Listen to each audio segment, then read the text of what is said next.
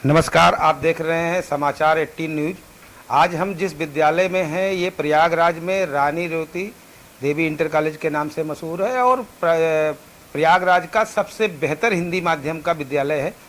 सबसे बड़ी बात है यहाँ पर शिक्षा के साथ साथ बच्चों को संस्कृति के बारे में भी विशेष ध्यान रखा जाता है, जो कि आजकल कॉन्वेंट स्कूलों में लगभग ख़त्म हो गया है। तो हमारे साथ प्रिंसिपल साहब हैं। एक तो अभी यूपी बोर्ड का रिजल्ट आया हुआ है, स्कूल का बेहतर रिजल्ट है, प्रयागराज में माना जाता है अच्छे स्कूलों में एक स्कूल। तो सर से ही जानना चाहेंगे कि क्या इस बार का रिजल्ट रहा है और बच्चों की और क्या स्थितियां रही हैं, बताएं। जी, इस बार का जो परीक्षा परिणाम रहा वास्तव में हाई स्कूल और इंटरमीडिएट दोनों का 100% परीक्षा परिणाम रहा है। और परीक्षा परिणाम की दृष्टि से अगर देखा जाए तो वास्तव में जो हमारे अधिकांश विद्यार्थी हैं हाई स्कूल में, तो सभी विद्यार्थी हमारे 70% से अधिक अंक अर्जित किए हैं। अर्थात कहा जाए तो 90%, 92%, 93% इस प्रकार के अंक पाने वाले बहुतायत विद्यार्थी हैं। और अच्छा लगता है कि जब हमारा विद्यार्थी 70% से, कोई विद्यार्थी ऐसा नहीं है जो 70% से कम उसकी मार्किंग हो, तो अच्छा है, बढ़िया है हाई स्कूल का। और इंटरमीडिएट में भी विद्यार्थियों की संख्या जो कहा जाए कि वो ससम्मान उत्तीर्ण होने वालों की संख्या वो बहुतायत मात्रा अधिक संख्या में है। यद्यपि हमारे बच्चे मेरिट में तो नहीं आ पाए, लेकिन फिर भी उनके अंक बहुत अच्छे हैं, बहुत बढ़िया है। और मुझे लगता है कि आगे आने वाले समय में हमारे विद्यार्थी और जो हाई स्कूल के विद्यार्थी हैं और आगे आने वाले समय और अच्छा बेहतर करेंगे, बढ़िया करेंगे। अच्छा है, परीक्षा परिणाम बहुत अच्छा है, संतोषजनक है, बढ़िया है। जी जी। एक सबसे बड़ी विडंबना आज के डेट में जो चल रही है कि लोग अभिभावक कॉन्वेंट स्कूलों की तरफ बहुत ज़्यादा भाग रहे हैं, जबकि कॉन्वेंट स्कूलों में जाने से शिक्षा तो एक अलग बात है, उनकी संस्कृति भारत की जो है वो ख़त्म की जा रही है। बच्चों को ये नहीं पता है कि हमारे पूर्वज कैसे रहे हैं या उनका इतिहास क्या रहा है। तो ये इस पर आपका क्या कहना है? वास्तव में ये समय की आवश्यकता है। शिक्षा के साथ संस्कार कहा जाता है, अगर अच्छा देश बनाना है तो अच्छे विद्यालय चाहिए, और अगर अच्छे विद्यालय बनाने हैं तो अच्छे शिक्षक चाहिए। और अच्छे शिक्षकों के लिए वास्तव में विद्या भारती के जो विद्यालय हैं उसमें जो हमारे आचार्य बंधुओं का प्रशिक्षण होता है और उस प्रशिक्षण से जो हमें लाभ मिलता है उसके आधार पर हम उन्हें ज्ञान के लेवल पर तो अच्छा बनाते ही हैं, और ज्ञान के साथ साथ हम संस्कार की भी बात करते हैं, भारतीय संस्कृति की भी बात करते हैं, भारतीय विचारधारा की भी बात करते हैं। उसका ये लाभ है कि हमारे भैया बहन जो है वो भारतीय संस्कृति से परिचित भी होते हैं और अपने जीवन में उसको उतारते भी हैं। आज संकट बहुत बड़ा है देश के सामने कि विद्यार्थी पढ़ तो रहा है, ज्ञान का स्तर तो उसका बढ़ रहा है, लेकिन जो संवेदनशीलता है वो संवेदनशीलता शून्य हो जाती जा रही है। माता पिता के प्रति हमारा क्या धर्म है, हमारे जो बाप दादा हैं, नाना नानी हैं, उनके प्रति हमारा क्या धर्म है। तो आज जो हमारे परिवार एकाकी होते जा रहे हैं, ये वास्तव में पाश्चात्य संस्कृति का प्रभाव हमारे विद्यार्थियों पर आया है। लेकिन जो राष्ट्रीय शिक्षा नीति आई है, उस राष्ट्रीय शिक्षा नीति में इस प्रकार का प्रावधान है कि हमारे जो कहा जाए कि प्राथमिक शिक्षा है उसमें जो शिक्षा का माध्यम होगा वो मातृभाषा में होगा। जब मातृभाषा में शिक्षण हम प्रारंभ करेंगे और होगा तो निश्चित रूप से हम संस्कृति से भी दूर नहीं जा पाएंगे। और जब हम संस्कृति की चर्चा करेंगे तो स्वाभाविक रूप से जो शिक्षा की संकल्पना है वो निश्चित रूप से पूरा होगी। और धीरे धीरे जो हमारे कॉन्वेंट विद्यालय हैं उनका प्रभाव तो एक बार बढ़ा है, लेकिन अगर राष्ट्रीय शिक्षा नीति पूरे देश में लागू हो जाएगी तो स्वाभाविक रूप से विद्या भारती के विद्यालय एक दिन बहुत अच्छा पहले से भी कर रहे हैं, आगे और अच्छा करेंगे और उनका प्रभाव निश्चित रूप से घट जाएगा, ऐसा मेरा मानना है। ऐसा होता दिख भी रहा है। जी, इस समय के मुख्यमंत्री यानी मुखिया चूँकि एक योगी हैं और जो कि एक महान व्यक्तित्व के व्यक्ति हैं, और शिक्षा के साथ साथ वो जो है धर्म का भी लगभग सभी जगहों पे अपना प्रचार कर रहे हैं, तो उनसे कुछ शिक्षा में और बदलाव के लिए आपका कोई सुझाव? बिल्कुल, हम लोग तो उनसे मिले भी हैं, कई बार उनसे व्यक्तिगत रूप से भी भेंट हुई है, बातचीत भी हुई है। और जब राष्ट्रीय शिक्षा नीति की बात आई तो हम लोगों की एक बैठक लखनऊ में हुई थी और जिसमें हमारे माननीय मुख्यमंत्री जी भी उपस्थित थे। और उनका स्पष्ट मानना था कि शिक्षा के साथ संस्कार और जो हमारा माने भारतीय दर्शन है, उस भारतीय दर्शन और जो हमारे भारतीय महापुरुष हैं और जो हमारे भारतीय वैज्ञानिक हैं और जो हमारे भारतीय गणितज्ञ हैं उनको भी पाठ्यक्रम में स्थान दिया जाए। संयोग से एक बड़ी अच्छी पहल है, जो हमारी नई पुस्तकें आ रही हैं, उन नई पुस्तकों में एक तो अभी सेवंथ का जो हमारा इतिहास की पुस्तक आई, उसमें मुगलों का जो इतिहास था उसको एक प्रकार से बहुत कम कर दिया गया है, और उसमें कहा जाए हमारा जो महाकुंभ है उसको भी पाठ्यक्रम का हिस्सा बनाया गया है, और हमारे महापुरुषों को भी उसमें स्थान दिया गया है। और विशेष रूप से जो हमारी वैदिक गणित है, जो भारत की मूल गणित रही है, भारतीय माने वैदिक गणित की भी के पाठ्यक्रम को भी व्यवहार में लाने की योजना है। मुख्यमंत्री जी उस दृष्टि से बहुत विचार पूर्वक हम लोगों के साथ जुड़ते भी हैं, और वो उनका प्रयास भी है कि ये सारे विषय हमारे पाठ्यक्रम से जुड़ें।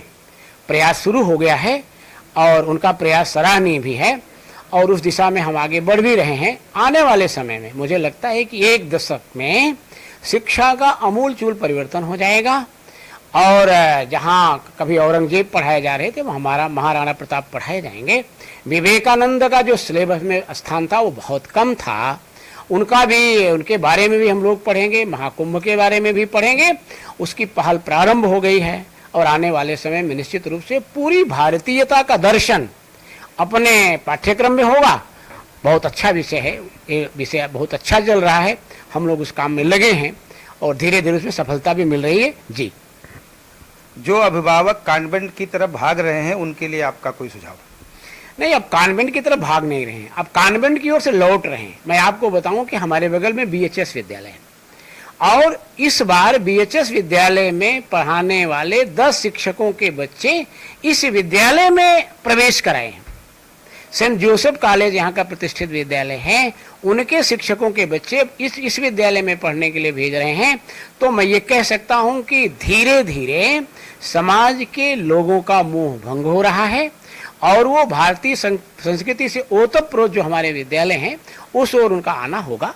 थोड़ा सा उसका प्रभाव, पाश्चात्य संस्कृति का प्रभाव अभी है, लेकिन धीरे धीरे उनका प्रभाव घटेगा, और इधर से लोग आएंगे, और मुश्किल से एक 5 से 7 वर्षों में मुझे लगता है कि पर्याप्त परिवर्तन हो जाएगा, पर्याप्त बदल हो जाएगा, ऐसा मुझे लगता है। जी, ये जो मेधावी 500 छात्र रहे हैं उत्तर प्रदेश में टॉप पर, क्या आपको नहीं लगता कि सरकार को पहल करके इनके लिए आगे आना चाहिए, और इनके आगे की शिक्षा की सारी व्यवस्था सरकार को निःशुल्क करनी चाहिए?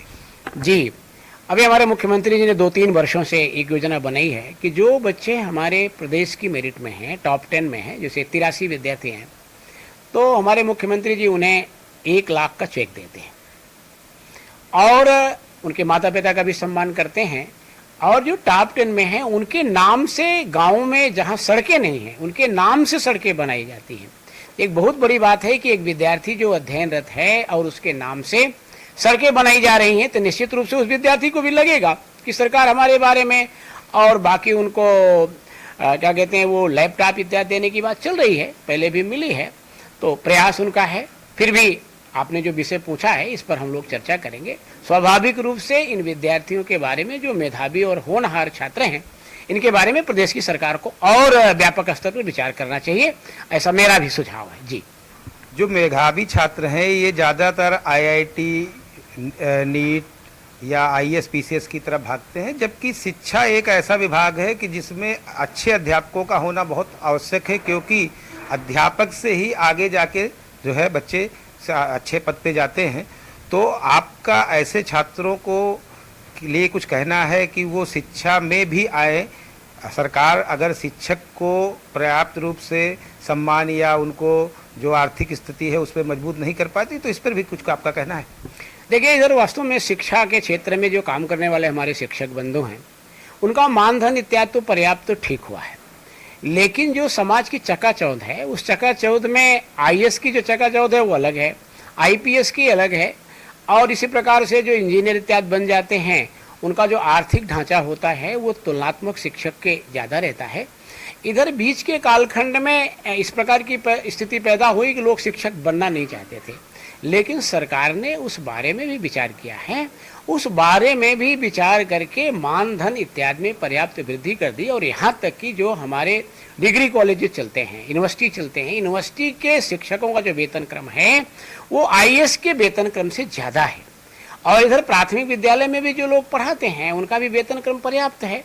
थोड़ा सा एक वातावरण और बनाने की आवश्यकता है, क्योंकि इस देश में अगर हम प्रारंभ की स्थिति के बारे में विचार करें, हमारे यहाँ गुरुकुलों में पढ़ाई होती थी और गुरुकुलों में जो पढ़ाने वाले शिक्षक थे वास्तव में उनका बहुत सम्मान था। आज वो सम्मान नहीं है, तो ये सम्मान उनका वापस तब आएगा जब शिक्षा के क्षेत्र में काम करने वाले लोग अब भी अपना दायित्व तो समझेंगे। केवल सरकार का पक्ष नहीं, शिक्षक को भी अपने बारे में विचार करना पड़ेगा कि भाई वास्तव में इस प्रकार की स्थिति हमारे साथ क्यों है। तो शिक्षक तो सबका निर्माता है। कोई आईएएस बनता है तो उसके पीछे भी किसी शिक्षक का हाथ होता है, कोई आईपीएस बनता है उसके पीछे भी किसी शिक्षक का हाथ होता है, या इस देश के प्रधानमंत्री बने, राष्ट्रपति बने तो किसी न किसी शिक्षक के सानिध्य में उनको रहना पड़ता है। तो लेकिन फिर भी अब परिवर्तन का दौर चल रहा है, परिवर्तन हो रहा है, शिक्षकों का महत्व भी बढ़ रहा है, लेकिन शिक्षकों की भी अपनी मर्यादा की रक्षा करनी पड़ेगी। अपनी मर्यादा कैसे बढ़ेगी, इसलिए उन्हें भी अपने दायित्व को ठीक से निर्वहन करना पड़ेगा।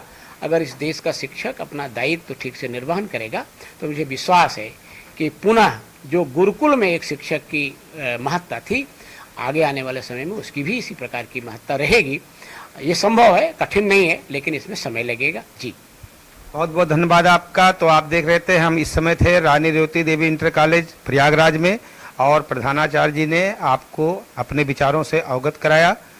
शिक्षा में क्या सुधार और किया जा सकता है उस पर सभी लोग प्रयासरत हैं, सरकार भी प्रयासरत है और विद्यालय के प्रधानाचार्य भी प्रयासरत हैं, बहुत योग्य प्रधानाचार्य हैं। और बहुत बहुत धन्यवाद सर का कि शिक्षा के क्षेत्र में लोगों को योगदान देने के लिए। कैमरामैन रत्नेश पांडे के साथ संवाददाता समाचार 18 न्यूज कुलदीप सिंह, प्रयागराज।